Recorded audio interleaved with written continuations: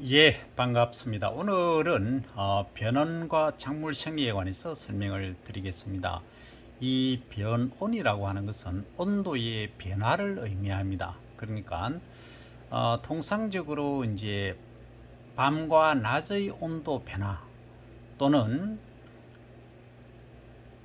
계절에 따른 온도의 변화, 이것도 사실은 중요한 의미를 담고 있습니다. 자, 그러면 통상적으로 얘기하는 우리가 밤낮의 온도차, 소위 일교차라고 합니다.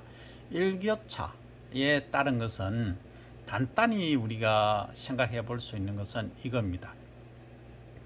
자, 사과 하면은 예를 들겠습니다. 사과 하면은 어디가 유명합니까? 예, 밀양 얼음골, 거창 사과, 함양 사과 이런 곳들을 가만히 생각해 보면 어떻습니까? 전부 추운 지방, 그죠?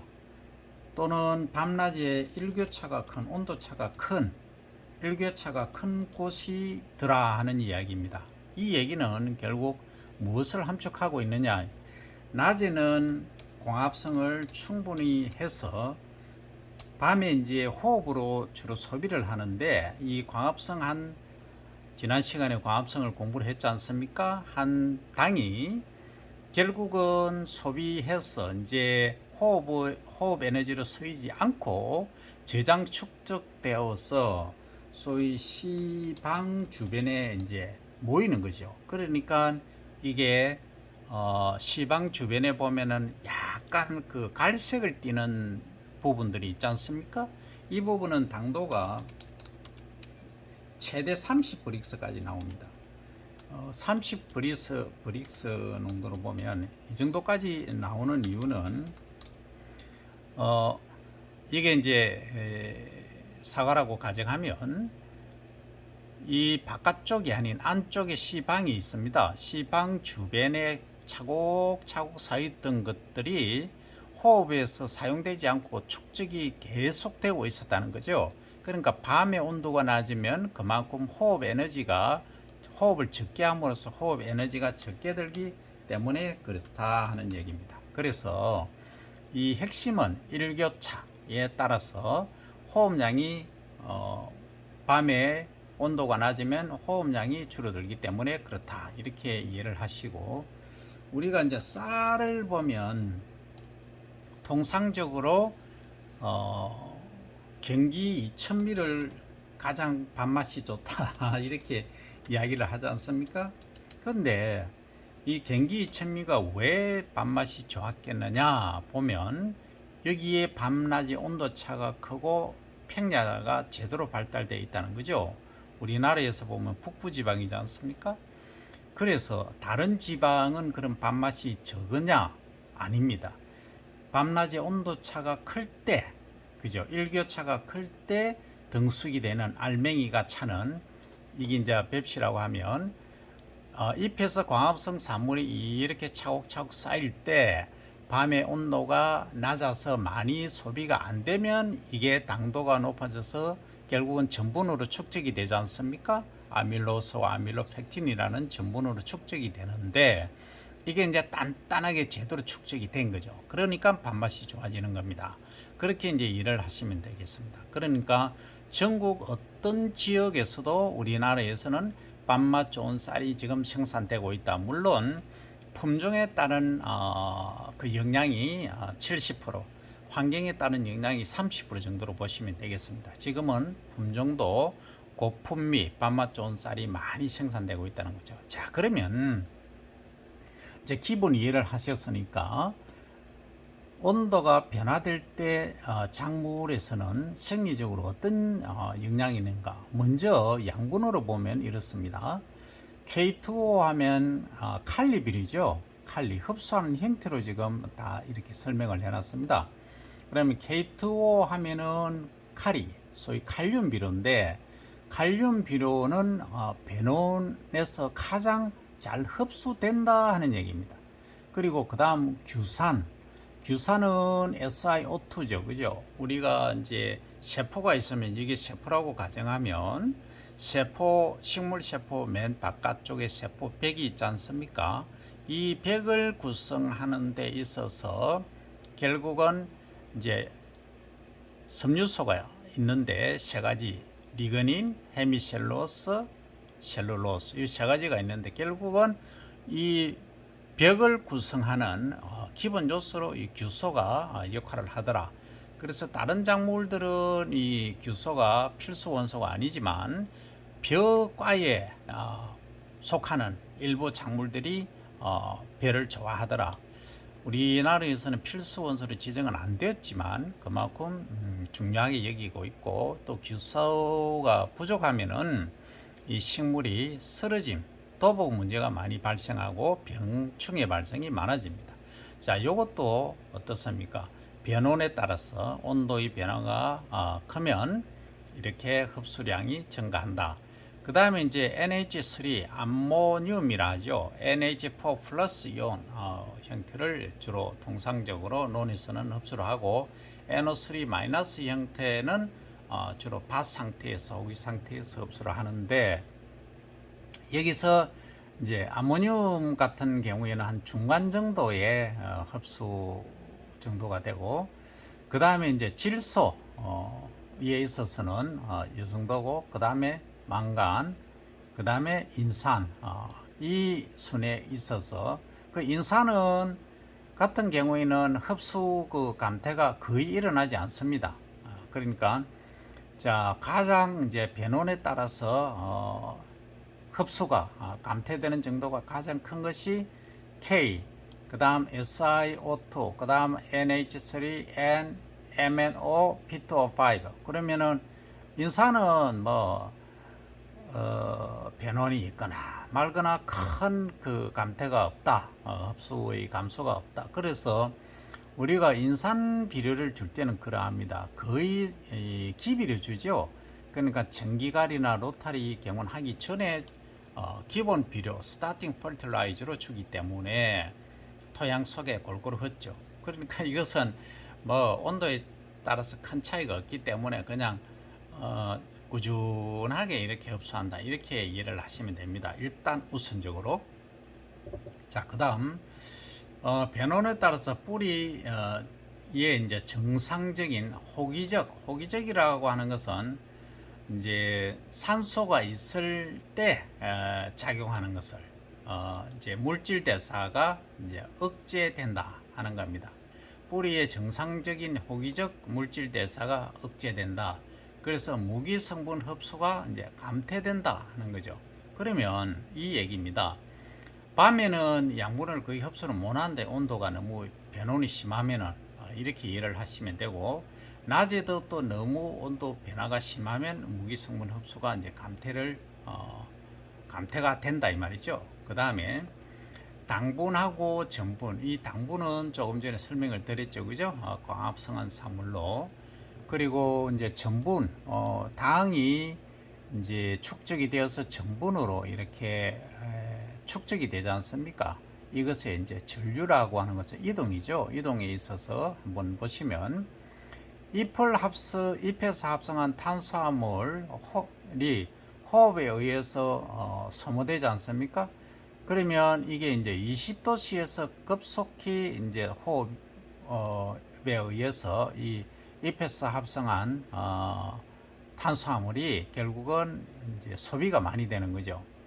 자, 그 다음에 탄수화물이 전류되어서 이동해서 축적이 많은 것은 25도씨 이하에서 전류된 물질들이 축적이 많이 된다는 거죠. 그래서 이것은 이제 탄수화물, 당, 이런 것들이 어떤 온도, 어느 온도에서 잘 많이 소비가 되고 또 축적이 되는가 하는 이야기입니다. 그 다음 이제 사과에 관해서 보겠습니다. 사과는 추운 일교차, 그러니까 아까 밀양 얼음골, 거창사과 이런 것도 얘기했죠. 요것은 아까 설명한 내용입니다. 자, 여기까지 하고, 그 다음 벼 이제 조금 전에 설명을 드렸지만 밤의 저온, 그래서 분열 채성기라고 하는 것은 분열을 가장 많이 할 때 유효 분열이 끝나고 그 이후에 무효 분열이 되지 않습니까? 그럼 무효분열기를 포함하는 무효분열이 되는 이때입니다. 이때가 분열 최성기죠. 가장 많아지는 시기. 이때 이제 밤이 온도가 낮으면 신장을 저해한다는 말은 이제 키 크는 것을 억제한다 이 얘기입니다. 그리고 이제 분열을 대신에 이제 정대하는 효과가 있다 하는 거죠. 이제 크기는 이렇게 키가 크는 것을 억제하고 분열은 정대한다. 그 다음 밤에는 25도고 낮에는 35도씨라고 이렇게 가정하면 비해서 이때는 분열할 때 분열기 초장을 키를 가장 많이 키울 수 있는 때다. 왜? 이 밤에 저온이 있으면 신장을 억제하지 않습니까? 이 말은 온도가 더 낮아졌을 때 보통 25도씨 15도씨 되면은 성숙기가 되지 않습니까? 그러면 이게 이제 30도 20도 정도로 내려오지 않습니까? 이렇게 되면은 그 초장이 최대에 이르기가 어렵다는 거죠. 근데 여기서는 10도씨의 온도 차가 나지만 낮의 온도가 되게 높기 때문에 결국은 가음성을 엄청 많이 한다는 거죠. 그래서 초장이 최대에 이를 수 있다는 이야기입니다. 이게 이제 5도나 10도씩 더 낮아지면은 이제 그 초장은 더 길어지지가 않고 단지 어떤 현상이 일어날 수 있느냐 하면 이거는 이제 비어일생에 관한 얘기인데 유수가 형성이 분화가 되고 형성이 되죠. 그런 거 유수 어린 이삭이 아랫마디에서 분화가 될 때부터 출수기까지 이 벼는 신장이 최대로 커집니다. 거의 이 시기에 40cm 정도 키가 크죠. 이때 거의 큽니다. 자, 그렇게 이해를 하시면 되겠고, 그 다음 이제 15도씨에서 35도씨의 범위에서는 이것은 이 범위가 되면은 분열수, 특히 유효 분열수라고 하는 것은 이 열매를 맺을 수 있는 분열을 말합니다. 새끼라고 하죠. 분열을 어떤 것은 이제 늦게 나온 분열, 소위 무효분열은 이 열매를 맺지 못하는 것을 무효분열이라고 얘기를 하지 않습니까? 그렇게 이해를 하시면 되겠습니다. 자, 그 다음 고구마로 갑니다. 고구마는 이렇게 생긴 게 고구마인데 이 고구마는 줄기가 비대해서 생성된 것이 아니고 뿌리가 비대해서 형성된 것이다. 감자는 반대로 줄기가 비대해서 이렇게 커진 겁니다. 그래서 이것을 줄기 경자를 써서 괴경이라고 하고 이것을 뿌리가 비대해서 고구마는 형성됐다 해서 괴근 이렇게 말하죠. 자, 그러면 고구마의 괴근이 형성이 촉진되는 것은 온도가 몇 도냐? 20에서 29도, 25도 플러스 마이너스 4, 5도다. 그러면 이건 완전히 여름철 작물이다 하는 것이 답이 완전히 나왔지 않습니까? 근데 감자는 보시면 12도 플러스 마이너스 2도입니다. 그러면 이것은 여름 되면은 이 온도가 되는데 이것은 봄 온도나 가을 온도지 않습니까? 그래서 감자는 통상적으로 봄에, 그러니까 3월 초 남부지방에서 이때 이제 파종을 하는 거죠. 이렇게 잘라서 이제 심거나 아니면은 조그만 소리평 종자를 수경재배해서 만들어서 이제 심기도 합니다만 어쨌든 파종을 하는 시기가 2월 말에서 3월 초입니다. 비닐 피복을 해서 하니까 이제 큰 문제는 없죠. 어쨌든 이 뿌리가 많이 형성되게 하려고 하면 이 온도가 괴경이 이것이 발달하는 온도다. 전혀 다른 개념을 갖고 있다. 이걸 꼭 이해를 하시면 됩니다. 그래서 이것은 2월 말이나 3월 초에 감자를 심고 고구마는 5월 초나 5월 중순에 심는다. 이것을 꼭 기억을 하시기 바랍니다. 자, 그 다음 갑니다. 자, 다음은 이제 꽃 피는 거하고 배논하고 어떤 관계가 있느냐를 한번 보도록 하겠습니다. 이 담배 같은 경우 이게 담배 잎입니다. 그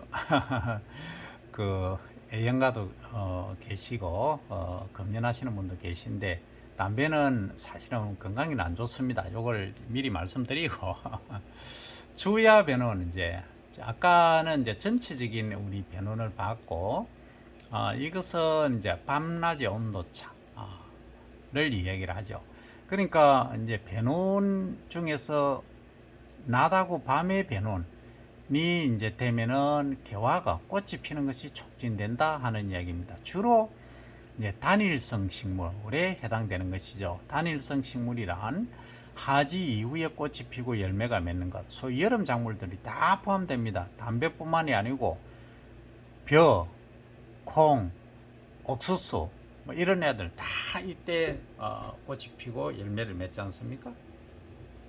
담배도 그러하다는 거죠. 그 다음 이제 콩도 어떻게 보면 이제 마찬가지인데 요것도 콩도 이제 단일성 작물이죠. 그런데 콩의 이제 특징을 말씀드리면 낮에 32도씨 정도가 되면 화하 꽃눈입니다. 꽃눈 맹화할 때 꽃의 싹 요게 착생이 잘 된다. 그러니까 꽃이 잘 착생된다 하는 거죠.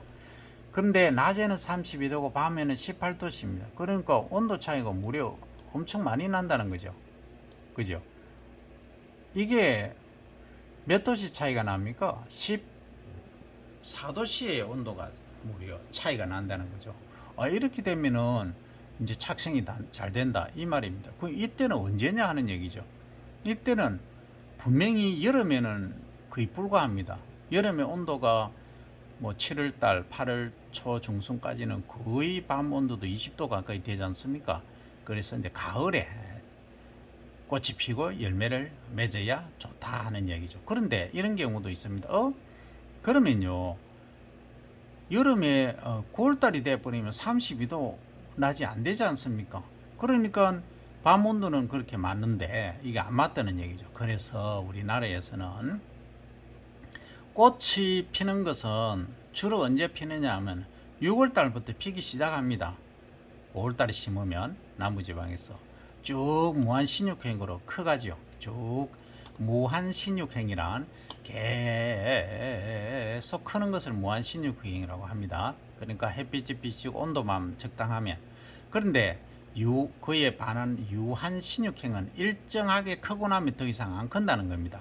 그래서 이제 콩은 원래는 원산지가 만주 쪽이기 때문에 우리 한반도 조금 주변입니다. 그렇기 때문에 이것은 좀 춥지 않습니까? 그래서 더 이상 이제 무한 신육행으로 자랄 수 없을 뿐이지, 만약에 열대지방처럼 되었다 하면은 계속 자랄 수 있는 그러한 피를 갖고 있다 이렇게 이해를 하시면 되겠습니다. 그래서 이 콩은 이제 6월 달에 주로 남부지방에서 많이 심습니다. 그러면 언제 꽃이 피느냐? 7월 중순부터 꽃이 핍니다. 한 달 만에. 한 달 만에 꽃이 피기 시작합니다. 그래서 언제까지 피느냐? 계속 7월 달부터 8월 달까지 거의 한 달 이상 꽃이 피죠. 그래서 이것은 이제 그 신육행에 따라서 조금 다르긴 하지만 온도를 이렇게 이해를 하시고 콩에 대한 작물을 이해를 하시면 되겠다 하는 겁니다.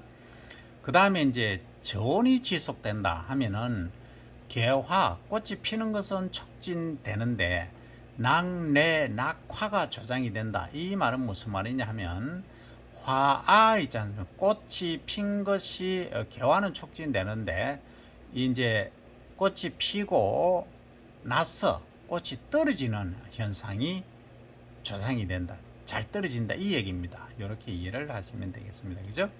자, 그 다음 맹류로 가면 보리맥자죠. 그죠? 요거는 맹류는 보리, 밀, 호밀, 기리 뭐 이런 애들이 맹류에 포함됩니다. 그죠? 그러면 밤 온도가 높고 배는 차이가 적으면 얘는 개화가 촉진된다. 자, 지금까지는 어떻습니까? 밤 온도가 낮아야 개화가 촉진되었지 않습니까? 근데 맹류는 가을에 심죠. 그러니까 주로 남부지방에서는 10월 말 11월 초에 심고 중북부지방에는 보통 10월 달에 보리, 호밀, 기리, 그 다음에 밀 이런 애들을 심는데 남부지방에서는 보통 이제 좀 일찍 심으니까 이렇게 이제 잎이 5개 내에서 7개 정도 난 이후에 월동을 합니다. 겨울을 넘기죠. 그렇기 때문에 월동하고 나서 이제 3월달, 2월 하순에서 3월달부터 리그로서 새로운 생장이 이제 시작되는 거죠. 그렇기 때문에 이때부터는 온도가 높아지지 않습니까? 그러므로 해서 이제 우리가 춘분 3월 21일을 지나서 꽃이 피고 열매가 이제 피지 않습니까? 열매가 맺히지 않습니까? 그것을 이제 장일, 낮의 길이가 길어짐에 따라서 꽃이 피고 열매가 맺는 식물이다. 이렇게 이야기합니다. 그러면 이렇게 이제 변온 차이가 적을 때, 더워지기 시작할 때 꽃이 피고 이삭이 나오고 꽃이 피는 것을 말합니다. 그래서 맹류는 이 여름 작물하고는 담배나 콩, 벼와 다른 그러한 특징을 갖고 있다. 장일성 식물이기 그렇다. 그래서 이 이제 식물의 특성을 잘 이해를 하시는 것이 무엇보다 중요하다. 자, 그 다음 변온하고 결실에 갑니다. 배에 있어서 설명을 간단히 드렸지만 주야 밤낮에 낮밤이죠. 여기서는 낮조자 밤야자이기 때문에 주야의 온도차가 크면 소위 일교차가 크면 이렇게 이해를 하시면 됩니다.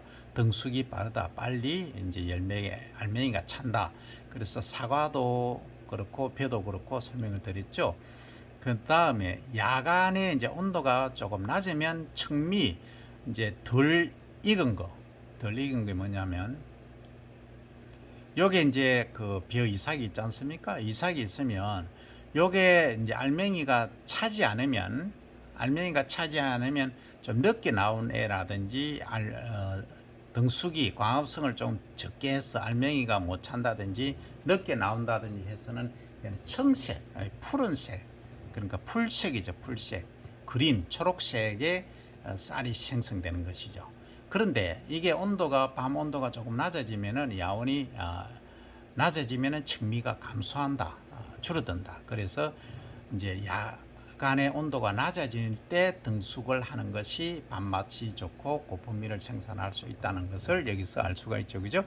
자, 그다음 그러면 벼 생육에 알맞은 변온 조건은 뭐냐 하는 것을 보면, 자, 먼저 수수 분화기에서 영화 분화 말기로 되어 있습니다. 이것은 어느 때냐면 이제 먼저 우리가 벼 일생에서 보면 이렇게 이제 분을을 하죠. 분을을 하고 최고 유효분을 종지기, 유효분을이 끝나고 그다음 무효분을기가 시작되고 유효분을기 채성기를 이제 분을 채성기라고 하지 않습니까? 이때의 품종에 따라서 조생종이냐 만생종이냐에 따라서 이제 그 유수가 이제 분화되는 애도 있고 일주일, 만생종은 좀 일주일 있다가 최고분을기 일주일 이후에 이제 되지만 조생종은 이거하고 거의 같아집니다. 최고분을기가 유수가 분화되는 시기죠. 그래서 어쨌든 이 시기, 그러니까 이제 알맹이의 개수가 만들어지려고 하는 요 시기를 말합니다. 알맹이 개수. 알맹이라고 하는 것은 이 나달 한 개, 두 개, 세 개, 네 개, 보통 100개 정도 되지 않습니까? 이걸 말합니다. 나달의 개수가 만들어지는 영화 분화기. 그래서 이 영화가 수수, 그러니까 나달수가 이제 만들어지는 요 시기에서 만들어진 이제 끝나는 시기, 그러니까 최종적으로 100개면 100개, 80개면 80개 결정된 시기를 말하죠. 이때는 온도가 32에서 22도씨 되는 것이 어떻습니까? 가장 좋더라 하는 얘기죠. 그러면 이걸 무엇을 의미하느냐? 남부지방에서 보면 언제냐라고 보면 출수기가 보통 8월 20일이라고 가정합니다. 8월 20일. 8월 20일이 출수한다면 이 수수 분화기에서 영화 분화기 사이는 언제냐? 한 달 전에서 20일 전까지로 봅니다. 그 10일간.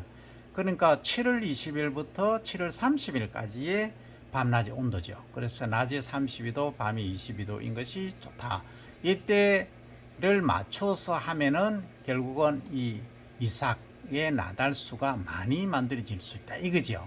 그래서 일본의 마츠시마라는 사람이 이제 과학자가 한 것이 M자 이론 이렇게 했는데, 이때 요 나달이 만들어지는 수수 분화 시기, 이때의 질소질 비료, 칼리질 비료를 시용을 하면 요것이 이제 수수가 나달수가 많이 만들어지기 때문에 수량 정대에 좋다 이렇게 이야기를 했죠. 그게 이제 과거의 기술이고, 요즘은 이 수량, 이 개수가 중요한 것이 아니고 이 알맹이가 가득 찬 완전한 형태의 쌀이 많이 만들어지는 것이 중요해서 오히려 조금 얘기가 달라집니다. 어쨌든 우리가 생리적으로 보면 이 유수분화기에서 영하분화 말기까지 온도는 32에서 22도가 좋더라 하는 이야기가 되겠습니다. 그 다음 출수기부터 10일간입니다. 2간이 아니고 10일간. 그러니까 이삭이 패고 10일 동안은 이때는 뭘 하느냐 하면은, 이때는 이제 이삭이 잎집에서 쫙 나오면서 이삭이 이제 잎집 속에 있다가 쭉 내밀죠. 나오면서 뭘 합니까? 10시에서 보통 11시경에 수분 그리고 수정이 이루어지죠. 그래서 이 시기입니다. 이 10일간은 이제 수분 수정이 이루어지고, 이제 수정이 완료가 되면은 그때부터는 뭐 합니까? 광합성한 산물이 여기에 이 알맹이 나달 속에 이제 쌓이는 거죠. 축적이 되는 것이죠. 축적이 되기 시작하는 겁니다. 이 시기까지를 말하죠. 그러면 이때는 온도가 어떠냐 하면은 낮에는 29도, 밤에는 19도로 조금 낮아지죠. 낮아지는데, 자, 그럼 그 이유는 어떠냐 하면 그 이후, 그러면 이 알맹이가 차는 이 등숙 시기, 그러니까 출숙, 이렇게 잎집에서 이삭이 이렇게 나오고 10일 지나서부터 언제까지 40일까지 또는 35일까지는 어때야 되느냐?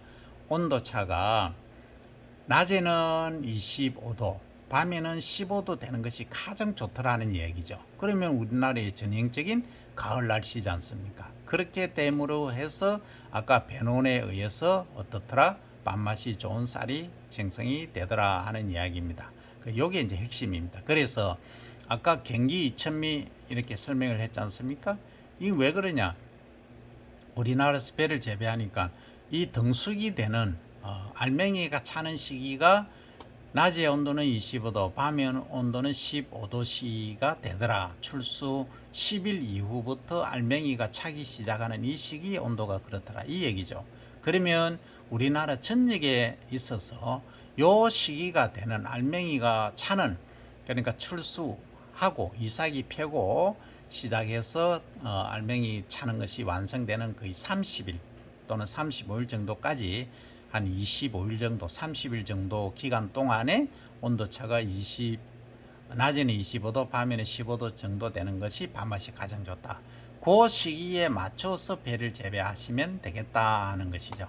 여기까지 설명을 드리고, 여러분들이 이번 시간에는 조금 깊게 이제 이야기를 했으니까 조금 이해도가 어려우실 수도 있겠지만 전체적으로 들어보시면 또 충분히 이해를 하실 수 있을 것이니까 화이팅 하시기 바랍니다. 자, 다음 시간에 뵙겠습니다.